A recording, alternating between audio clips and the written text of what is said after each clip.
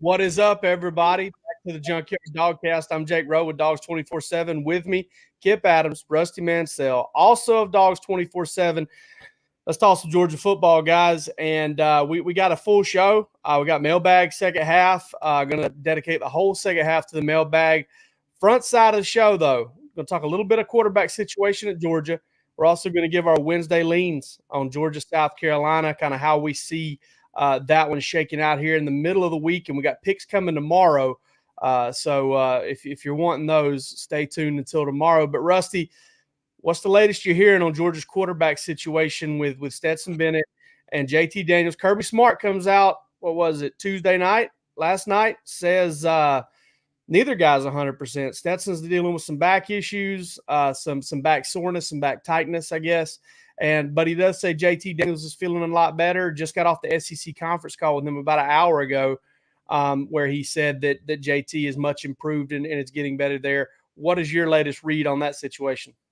What a difference a week made. A week ago, everybody's like, please God, Stetson Bennett's not playing. I mean, it was just like this, that, everything. And now everybody's like, damn, I hope Stetson Bennett can play if JT Daniels can't play. So Right. It's kind of funny how me and Kip dealt with that last week, how the trajectory went towards that conversation. But, I read what you wrote this morning, Jake, on the Junkyard and your board post. And I'm kind of along the same lines. I've heard that both guys took reps. I heard that Stetson Bennett took the most reps yesterday with the ones, and that's still okay because JT Daniels knows the offense. He knows what the game plan. He knows what they expect out of him if he can play.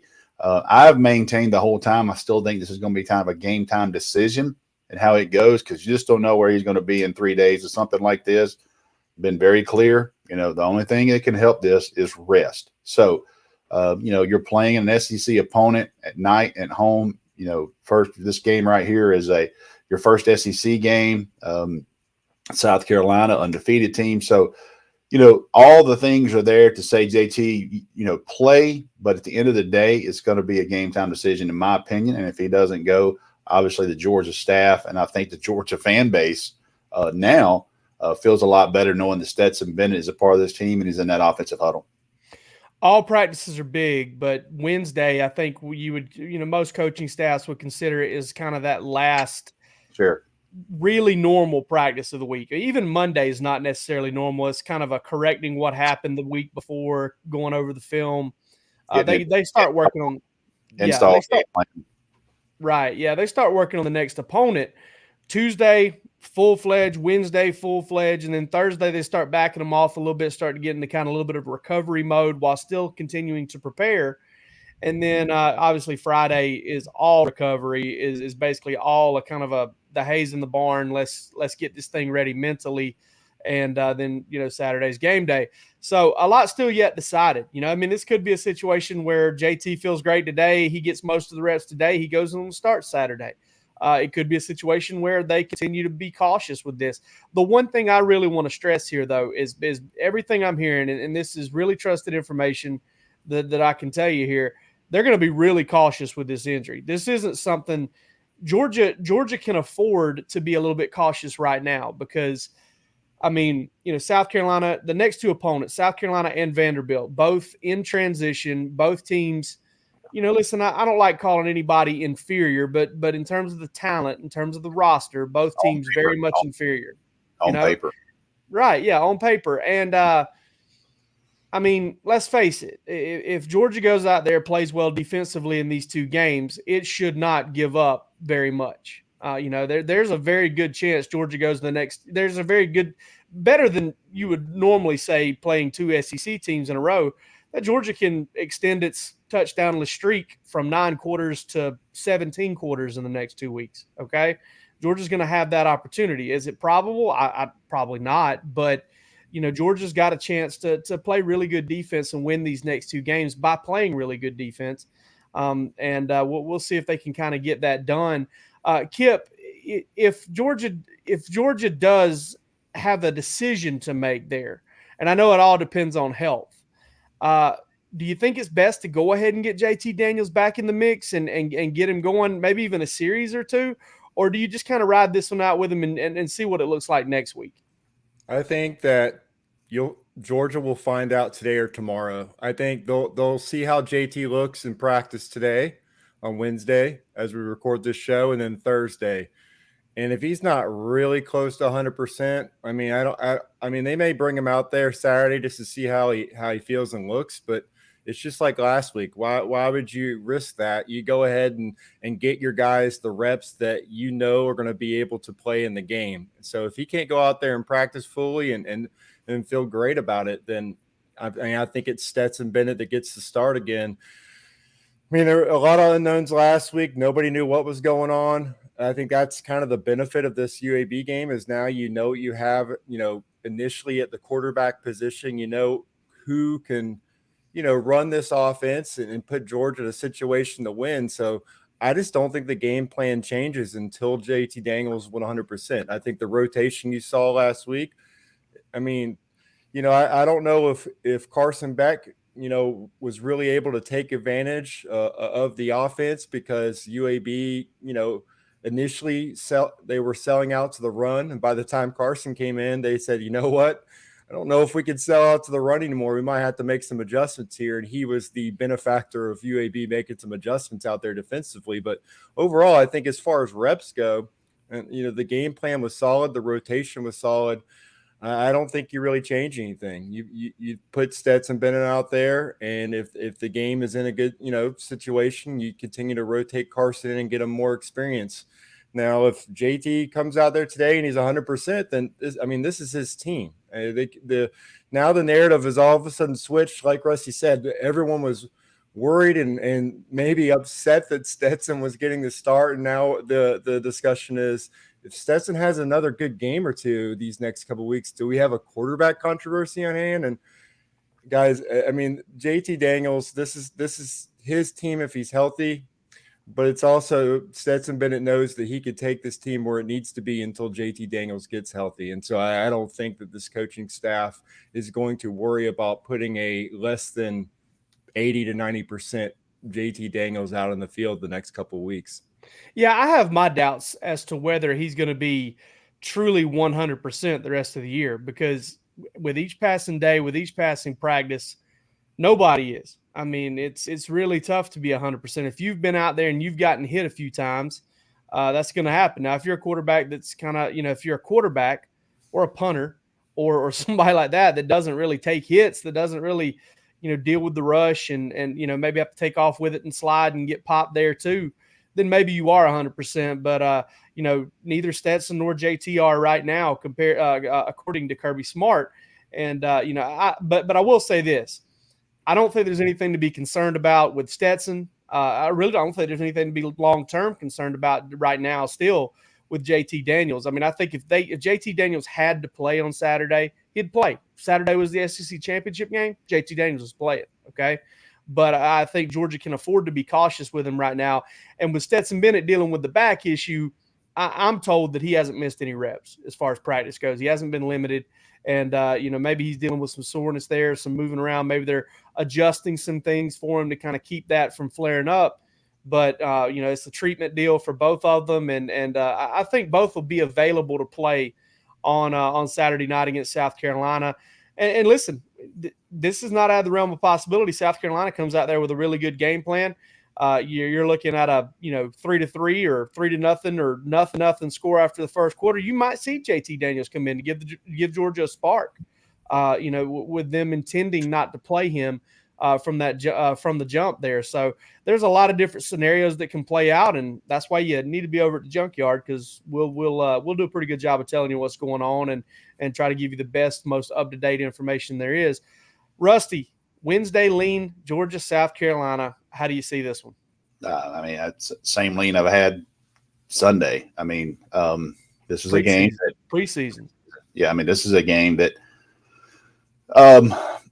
Georgia's clearly better than South Carolina, and I think the South Carolina, I read their board, the Big Spur, those guys do a great job there. The pulse there is, let's get through this game. Let's try to compete, stay healthy, and get ready. They're trying to get to 6 games, 6 wins, and that would be a tremendous first year under Shane Beamer.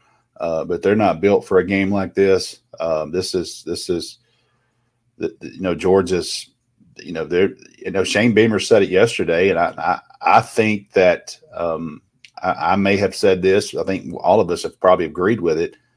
On paper, this is probably the best defense that I can remember Georgia ever having. Just from across the board. I know one of our posters here on our comments here asked us what makes this defense different. I think you got a lot of experience. I think you got a lot of length, a lot of speed and that thing. But let's be clear. It starts with Jordan Davis, and you can do so much in behind him because you got a big 6'7" tree trunk sitting in the middle that can, oh, by the way, bend. He can move. He can run quarterbacks down sideline to sideline, and it just makes everybody around him that much better. You know, this is a game for South Carolina that you want to come in, you want to compete because they got SEC athletes. Let's not downplay that. But right now in game 3, where Shane Beamer is, they're not built for a game like this, and I fully expect Georgia to handle business Saturday night. Yeah, I'm interested to get to that question too, Rusty. I've been sitting over here reading it on the side, thinking about that question about Georgia's defense and what makes it different. I watched that South Carolina-East Carolina game, part of it, on Saturday. And early on, I'll tell you this right now. If Georgia comes out and runs the football from the jump, and listen, South Carolina buckled down and then was able to stop East Carolina's run game a lot better as that game went on. But if Georgia's able to come out and run the football early, like East Carolina was, this one's going to be a wrap in short order. Okay, it's going to be pretty quick. So, you know, that's the way I see it. I mean, listen, I think South Carolina might have a chance to come out with its hair on fire, play really well, you know, and kind of keep this game, you know, in check for a little while. But I think ultimately Georgia's going to wear them down, and Georgia's going to beat them up pretty good, and it should. I mean, this is a team in transition. The previous coach staff got fired for a reason. I know Will Muschamp's on Georgia's staff now. He didn't get fired because he's a bad football mind. He got fired because the thing snowballed on him a little bit and kind of got out of hand. And they lost some talent last year. They've got some talent positions, especially running back and defensive line. But the matchup is really tough for South Carolina because they are struggling up front. And you'll talk about what makes this defense different. It's not just Jordan Davis up front. He's got a whole gang of amigos up front, and they're really good up there. And that just, to me, you look back at that Clemson game, Georgia's got a chance to dominate this game like it did that Clemson game up front. And that'll spell bad news for South Carolina because South Carolina's also struggling at quarterback. They're struggling in the passing game. They're just not getting it going right now. And if that continues, Georgia should run away with this one pretty quickly. The one quick thing I'll say, roster-wise, it's really not close. I'm going to say that. Yeah. But what you like, if you're a South Carolina fan, is how hard those kids are playing. Right. I mean, they're down 14-0. They can't even really get a first down. And they battle their tails off into a win. And that South Carolina staff knows what they're dealing with right now, turnover, roster, transfers, all those types of things.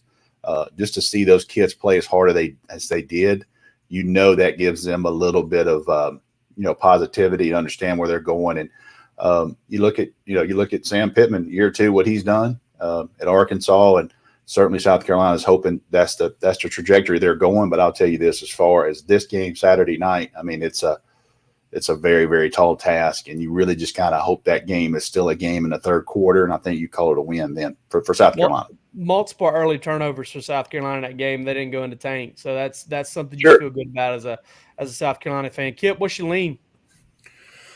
Well, I think so far it's tough to know a lot about South Carolina because, like you said, I mean, they've played Eastern Illinois and they've played Eastern Carolina. And I think, I mean, the one thing you could take from the Eastern Carolina game is that, they've had some adversity and they've been able to figure some things out about themselves and what maybe their strengths and weaknesses are. But I mean, it's a team that does have some ball security issues. I mean, they've had 3 fumbles. It's a young team, and that shows the fact that they've had 16 penalties in 2 games. So going on the road, playing in Athens at night, that's probably going to be an issue for them. I think, you're going to have some flags, and Georgia's probably going to get some free yardage that way that, South Carolina is probably going to put themselves in bad situations with. But, Josh Vann is shown he's a playmaker, and he's a guy that I think is going to test Georgia in multiple facets of the game, whether it's their return coverage, whether it's Darion Kendrick and that secondary. Georgia hasn't really been tested downfield. and they haven't really been tested with a guy that can break tackles and get some yards after the catch. And I think Josh Fant can do a little bit of everything for you. So they're going to be leaning on him early and often in this game. I don't really think, the ground game, Marshawn Lloyd, it's been kind of some, tough sledding for him so far. I think Juju McDowell's an impressive athlete out of Lee County who kind of can do a little bit of everything for you out there. So, he's a guy that, can give you some different looks out there and maybe catch a couple passes, maybe get a couple of tosses out there as well. But I don't think that, offensively, South Carolina is going to have the firepower to, if they get in the double digits, I think it's going to be a win for them. And I think that defensively, they're going to be put to the test, and I just don't think they have the guys out there defensively to cover some of the guys that Georgia's been able to showcase, coming off this UAB game. I think that's really, really going to be an issue for them. So I think that it's going to get away from them pretty early, and I think it's going to be a pretty rough game for Shane Beamer, and I think his homecoming, his debut in Athens will be one that he probably wants to forget. One thing, Jake and Kip, we've been doing this a long time with this team and all these Georgia, South Carolina games. You see that Pollock highlight yesterday, and you think about how tough all these games were. It's really crazy to believe that Georgia's a 31-point favorite in an SEC game against South Carolina. That tells you kind of the scope of where both teams are right now. But I thought about that this morning. Georgia used to play South Carolina that first game of the year, and man, it was a nail biter. I don't care. Lou Holt certainly won his share of games against Georgia. Steve Spurrier did as well. So you look at those games, and right now it's a 31-point margin. That is crazy to me. For the longest time, it played out differently than you thought it was going to play out. Every year. There were times where Georgia would get a blowout, or South Carolina had one or two as well, that the blowout would happen when you didn't expect it to happen, when you thought you were in for a barn burner. And then the tight game would happen when more often than not, maybe 100% of the time, when you thought Georgia was just way more talented, was going to come out there and knock them around. This one's different. This one's just different than those. And here lately, we've seen Georgia blow them out when they're supposed to blow them out, outside of the last time they were in Sanford Stadium, which, that one's a game that even a couple Georgia players said that one's kind of stuck in their craw a little bit this week. I think Trayvon Walker mentioned it last night, was like, yeah, I still think about it because I was on that team and, we played really bad that day. Defense didn't necessarily play bad, but the offense sure did. Turned it over 4 times. And if Georgia can avoid catastrophic stuff like that, they should be able to run away with this game. Listen, Stetson Bennett is not delivering the mailbag, but we're still going to have it on the other side of the break. So let's take that break real quick, and we'll see you on the other side.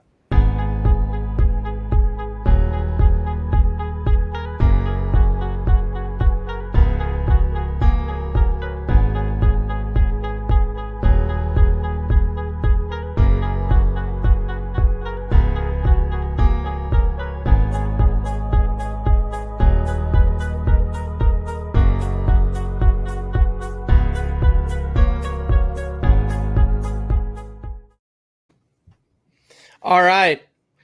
First question, QDawg22. UGA has had defenses ranked in the top 10, top 5 last couple of years. What makes this defense different? I'm going to start us off here because I've got something that I think that really does make this defense different. And I think it's something that Georgia has wanted and has tried for years, but this one does it better than all of them. Is, how guys, when you get the run game going, and maybe it's not great to begin with. Maybe you haven't worn them down enough, and then all of a sudden it just starts to get better and better. That's how this Georgia defense is. It's going to wear opposing offensive lines down. You're going to have guards and centers and tackles as physical as they are, tight ends and running backs, as physical as they want to be, as mentally tough as they are. They're eventually going to fall short. They're going to fall into that Marshawn Lynch thing where they just got hit in the mouth too many times by too many fresh players, and Georgia just wears teams down. And I think that's what makes this defense have so much potential to be special. We're only 2 games into the year. They still haven't allowed an offensive touchdown. And not necessarily with the pass rush or the run defense as much as it is just the accumulative effect, the body blows. It's Georgia's defensive line treats opposing offenses and flips the script on them, because they do to offenses what offenses want to do to opposing defenses. And that's just wear them down and demoralize them. And Rusty, you've said it a bunch of times, and, you kind of, I guess maybe borrowed a little bit from Barton Simmons. That boa constrictor effect is eventually you're just like, I got to get out of this. I don't care, win, lose, draw. I'll tap if I've got to. I'll get out of it. I just got to go. And I think that's the kind of the effect Georgia can have on opposing teams. And I think that's what makes this Georgia defense different. What about you, Rusty? I mean, yeah, you summed it up. You don't have to say much there. That Georgia will suffocate you. Barton Simmons, boa constrictor term.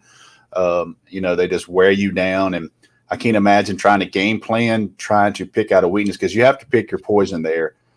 Georgia's right now doesn't have to have an extra guy in the box because they control you so much with their front four. And then the 2 or 3 guys in behind them they can run too. So, there's not really much to say other than this team. This is a lot of fast guys.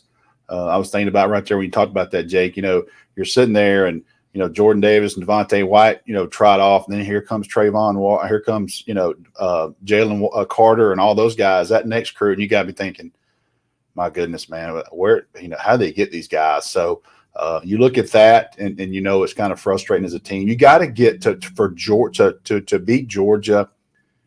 You got to have some early offensive momentum, I think, because those guys feed off of that, man. Once you start seeing them bouncing around and all those things on about that 3rd or 4th series so far, what I've seen, they smell blood and that defense plays a lot faster. I think a key, anybody playing Georgia, I think you got to have some early offensive success to try to make them kind of, even kill a little bit and see if you can get some movement up against them and score some points. Make them adjust, make them scramble, knock them off their spot a little bit and cause them to create some adversity for them. Yeah, I agree with that for sure. Kip, make us interesting here. Figure out some way a different angle to come at this thing from. The fact no that pressure. Give them some rat poison, Kip. Well, I mean, that UAB game, we're all in the press box watching that game, watching Georgia once again hold a team to less than 200 yards, not give up, a single point defensively in that game. So now it's 3 points allowed after 2 games. And lo and behold, Devontae Wyatt wasn't even on the field, Yeah.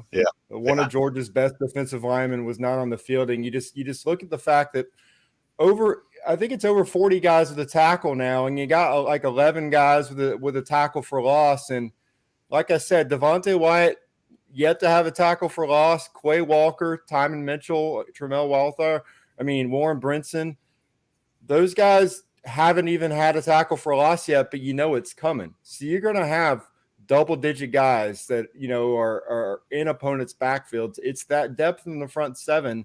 It's just a defensive front that we haven't really seen at Georgia in probably, the last 15 or 16 years. You start looking at those early,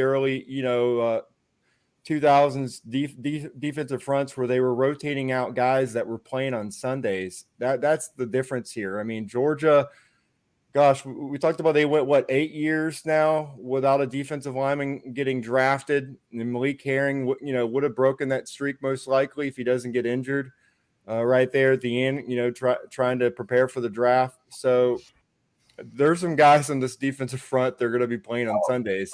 No doubt. There are multiple guys. Trey Scott's going to have multiple feathers in his cap when it comes to recruiting because, there's some difference makers up there. And so we can bring in some of these guys and rotate some of these guys in the second and third quarter whenever teams are normally wearing down. We talk about Georgia wearing down people offensively and being able to continue to rotate those running backs in the third and fourth quarter and win, kind of get away from other teams in some tight games. Georgia's defense is kind of built up to where they're not going to wear down and they're going to be able to, if they need to, do some heavy lifting in the second half when they're playing some of the better teams in the schedule. So I just think it's that depth in the defensive front, and it's the fact that it's not just Adam Anderson. You got Nakobe Dean out there. You got Channing Tindall in this last game trying to do his best Roquan Smith impersonation, just chasing down the ball from sideline to sideline.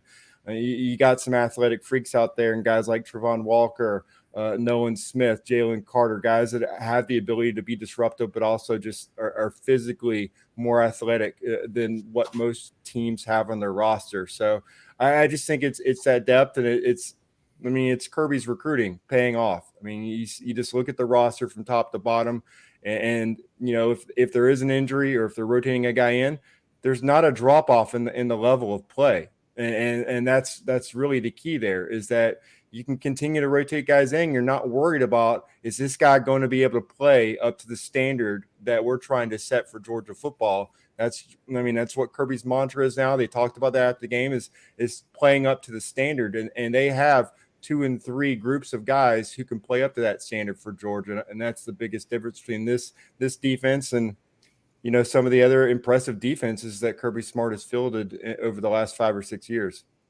All right, these next two should go pretty quick. Tag 3 says, do you think Stetson Bennett will return? Do you think Kirby Smart might encourage that?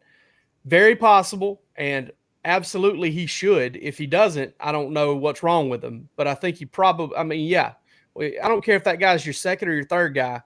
Good guy to have on the roster. Good guy that can come in a pinch and play football for you. He should absolutely encourage it. Rusty, what you got? I agree 1,000%. And I think everybody saw the post-game comments of Kirby. He talked about Stetson Bennett in front of the team, the adversity. He was a starter. He got hurt, came back. Now he's third string, getting barely any reps.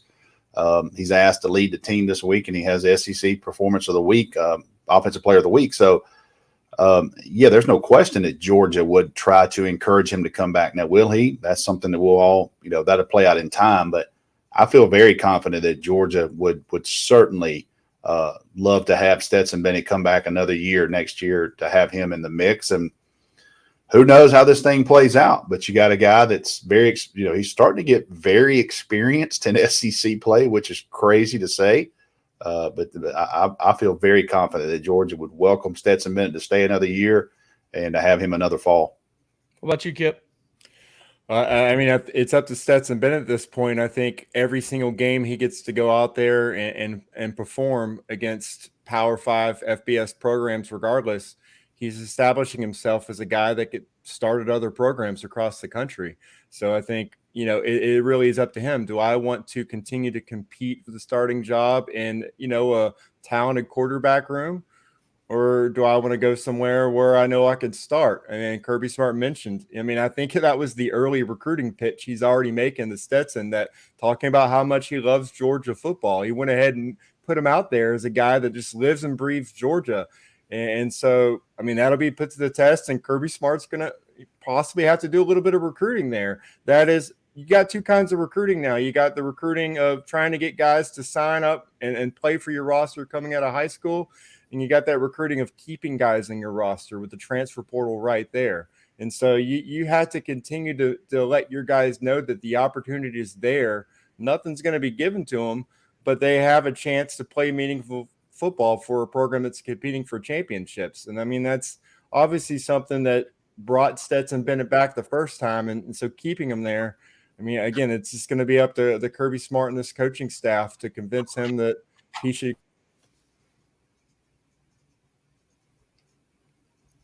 Do we lose Kip? We might have lost Kip. Kip. We might have lost Kip. That's a good frame for Kip right there, at least. Georgia and give it another go next year. Yeah, we lost you there for a second. You had like a freeze frame of your face up there. You had a good frame. You had a good frame on that, so don't worry about it. It won't be a GIF anywhere, but it could have been. Too many people screenshot me, probably crashed it, wanting to get a new profile photo. Hey, don't worry. At least you didn't stick your hand in there. People's going to think that's a foot. They're going to think these are toes. Oh. All right, Rumple Teaser says, what is the most effective way to use James Cook? I've said this over and over again. I think you got to find a way to put that guy in foot races, and you've got to put him in foot races with linebackers and safeties, and find ways to get him, and not necessarily just in the passing game, but stretch plays, outside zone, toss sweep, stuff like that. I feel like you got to get him out on the perimeter. He had a really impressive little inside run this past week where he kind of got wrapped up and almost taken to the ground and found a way to stay on his foot, showed a lot of balance on that play. That's something that I've been critical of him in the past. But I think most effectively is to put him in foot races. You saw it last year in the Alabama game twice. One was on that go route where he scored that long touchdown.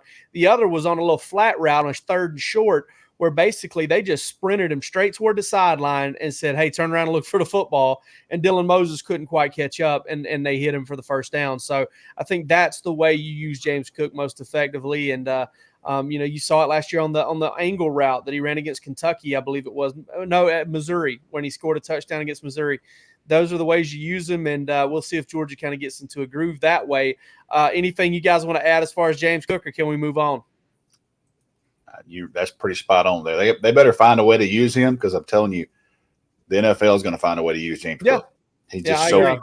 And they definitely tried to give him more looks in the last game. I mean, all those inside runs maybe had some people scratching their heads, but I mean, they're trying to see what he can do. We've gone through here, and the idea of James Cook has been more impressive than maybe the reality. Now, I mean, I've thrown out the fact that he's averaged more yards per touch than any running back with over 100 touches in program history. It's like 6.6, 6.7 yards per touch.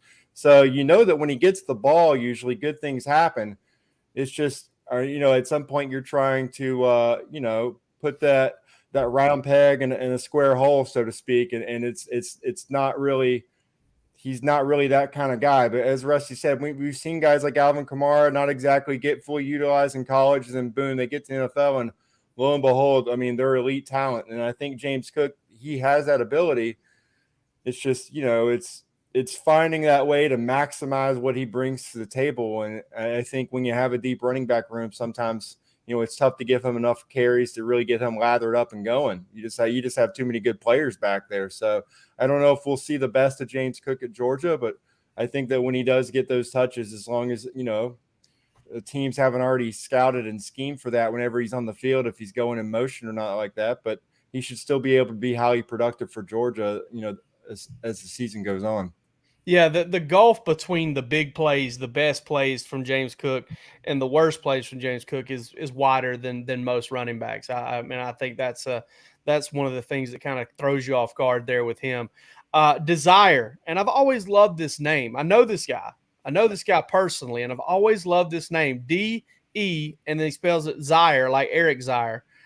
Desire says, who's the freshman DB you expect to play the most minutes this season? Kamari Lassiter. I think Kamari Lassiter is probably on the cusp of entering the DB rotation at some point, at some time this season. He's probably the closest one to the field.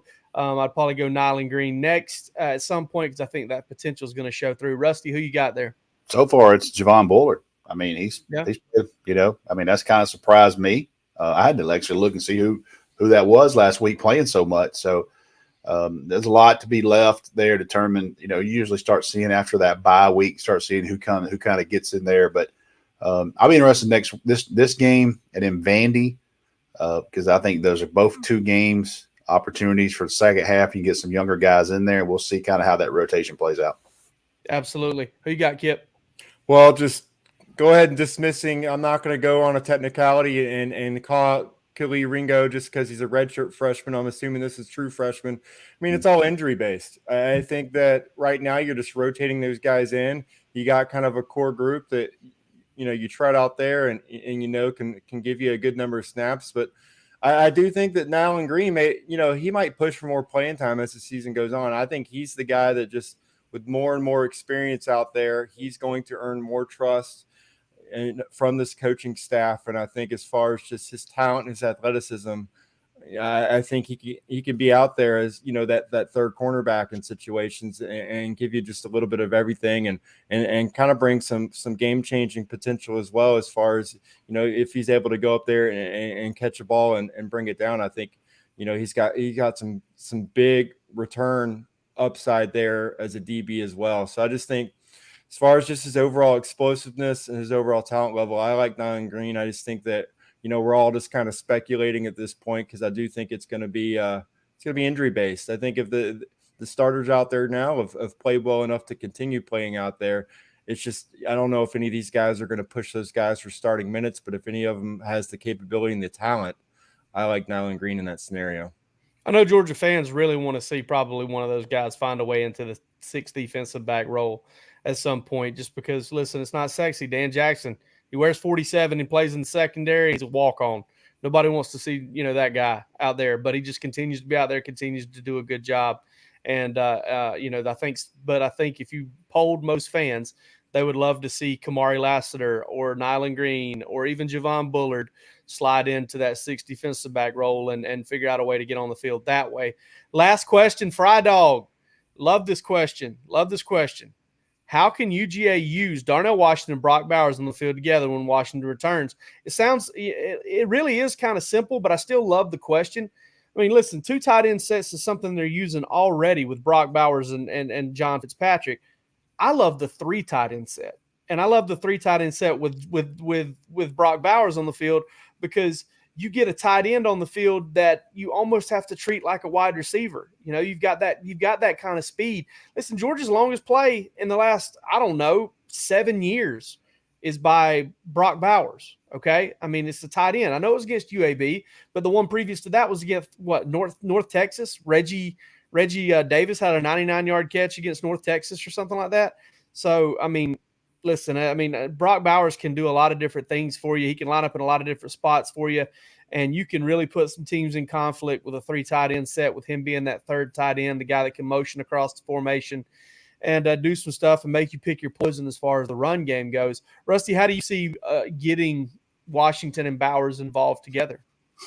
They're definitely going to try it, because you get a guy that can run so fast, and you get a guy with the physical, 6'7.5", maybe 6'8". You put those guys on the field and it causes stress. And as an offensive staff, as an offensive coordinator, you love that word, to cause stress on the defense in preparation, to make sure you have the best matchup you can. And can we defend these guys on the field at the same time? So I think you got to play both of them a lot based off what I know.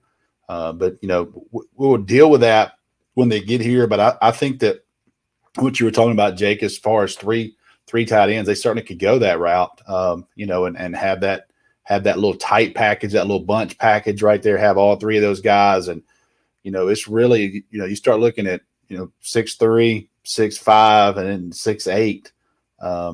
It's hard to, maybe 6'6". I'm not sure what Fitzpatrick is, but it's hard to defend length. And then you throw in the element of Bowers and what we saw last week, that kid can roll. So it causes stress when you start thinking about those guys. And I think that's the best compliment I can give as far as what we could expect out of them. It's going to cause some headaches for teams preparing for them. Georgia started that Florida game last year with 3 tight ends, 2 running backs, ran a truck sweep, and it was 75 yards to the house. And, there's some more stuff you can do out of something like that with a guy like Brock Bowers in the game. Kip, what's your take on this? I think the Tampa Bay Bucks have shown us you can't have too many good tight ends out there. You just look at what they roll out there every week. Getting back a guy like O.J. Howard, they already have Gronk out there. I think a big guy like Mike Evans is, he's not a tight end, but he's got size out there. That kind of size is just really, really impressive. And I think it allows them to do a lot of things. Cameron Braid as well. Those guys were all Tom Brady's best friends last year. And if anything, it might not take away snaps from John Fitzpatrick as much as you might be looking at, Kearis Jackson when he's healthy and Lab McConkey fighting Brock Bowers for snaps. You just put him out there in the slot. And he's already shown he's got the athleticism to basically play any pass catching position out there in the field for Georgia. So yeah, Kirby Smart praised him as being, a powerful blocker and a willing blocker, but you don't need to limit Brock Bowers to, again, playing the tight end position. You just put him out there and let him play whatever position gives you the mismatch you need to make explosive plays. And if you got a guy like Darnell Washington out there as well, that just makes it that much more difficult for the opposing secondaries. Because if you take Brock Bowers in motion or Darnell, they're going to have to move with that guy, and it's just really, really going to make life difficult for that secondary, just because of the athleticism and size both those guys really present out there. So it's just another weapon. I don't think that Todd Monken's going to be worried about, having too many weapons. I think if that's his biggest issue when he heads into game plan session, he's going to be a happy guy, because he's going to go out there and just build his resume up. And now, like I said before, he's got a full off season to do that. as these guys continue to get healthy, he's going to be able to use every play and give whoever's at quarterback more weapons at their disposal to really go out there and attack defenses. So as we said, as Georgia can, if they continue to get healthy, the sky is the limit for this offense, and they should be able to really, really put up some impressive numbers over the next couple of months. The ever elusive jumbo offensive weapon, Brock Bowers. All right, guys, that's all we got for this show. Listen, Junkyard Dawgcast, powered by Dawgs 24/7. Go subscribe on YouTube. We'll be back with you tomorrow to give our predictions for Georgia, South Carolina, but we're going to wrap this one up. I'm Jake Rowe at Dawgs 24/7. They're Kip Adams and Rusty Mansell.